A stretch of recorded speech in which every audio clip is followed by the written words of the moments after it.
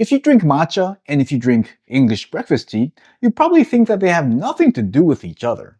I was first surprised when I heard that these are both coming from the same exact species of tea plant. I was like, how could that be? But they are, and it's not just the processing that makes that difference. There are secrets in the plant biology itself that explain not only the difference between matcha and English breakfast tea, but explains the vast variety of tea that's available out there. Today we'll continue our exploration of the vast varieties of tea, and we'll learn about the Chinese variety and the Assam variety. And I'll also introduce a growing interest of tea in Japan, where usually it's dominated by the China variety, but this particular tea is an Assam variety that's, I'd say, gaining momentum. Hi, my name is Yuki, I'm the founder of Tealife, and in this channel we break down Japanese tea to make your next cup of tea more fun. All real tea come from the same tea plant. They're all one species, the Camellia sinensis species, but that doesn't mean that all tea plants are the exact same. Just like, say, apple. One species can contain lots of different types of cultivars, and each of these cultivars would have different unique tastes and characteristics. For example, a Fuji apple and a Granny Smith, they're both apples, so they're both the same species of plant, but obviously no one would really confuse these two. They're completely different apples.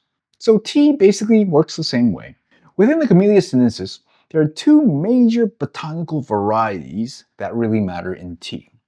The first one is Camellia sinensis variety sinensis, which is more commonly known as the China type. The second one is the Camellia sinensis variety Assamica, which is more well known as the Assam type.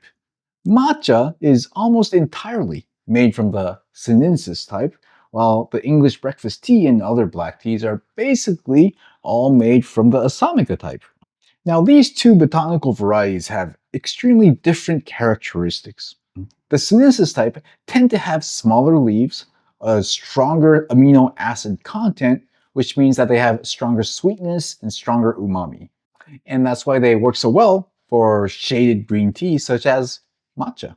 Assamica types tend to have larger leaves, stronger polyphenol structures, and bolder, heavier flavors when oxidized. And that's why they excel in black tea.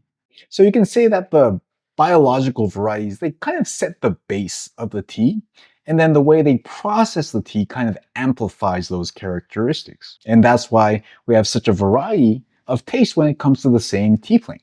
It's easy to say matcha is green because it's not oxidized, and black tea is black because it's completely oxidized, and that's true, but the thing is, it's incomplete that way.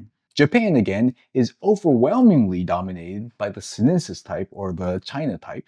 And that's why green teas, or Japanese green teas such as matcha, are so umami driven. But there are exceptions, and one of the most interesting ones these days to me is the benifuki, which is in Japan. Now, benifuki is a cultivar of tea in Japan, and it actually has a very strong Assam type lineage, despite the fact that it's in Japan. And yet, it's also used for black tea as well, but it's used for green tea, which to me is a very interesting movement because that's really atypical. Now, honestly speaking, I don't think this movement is happening because of the taste of the tea itself. This benifuki in particular has a special type of catechin that's even unique to other types of tea that helps reduce the symptoms of allergies. And that functionality has helped benifuki gain momentum these days. So again, matcha and English breakfast tea, these are both coming from the same tea plant, the same Camellia sinensis. However, the difference is not just the processing, it's also the type of tea variety that it uses. And the processing is something that kind of amplifies those characteristics, which I think is absolutely fascinating. So I hope this video gives you some insight on what's the reason behind the different tastes of tea, and I hope you enjoyed it. I also recently did a video talking about what's behind the movement of single origin tea in Japan, so if you are interested, please click the next button.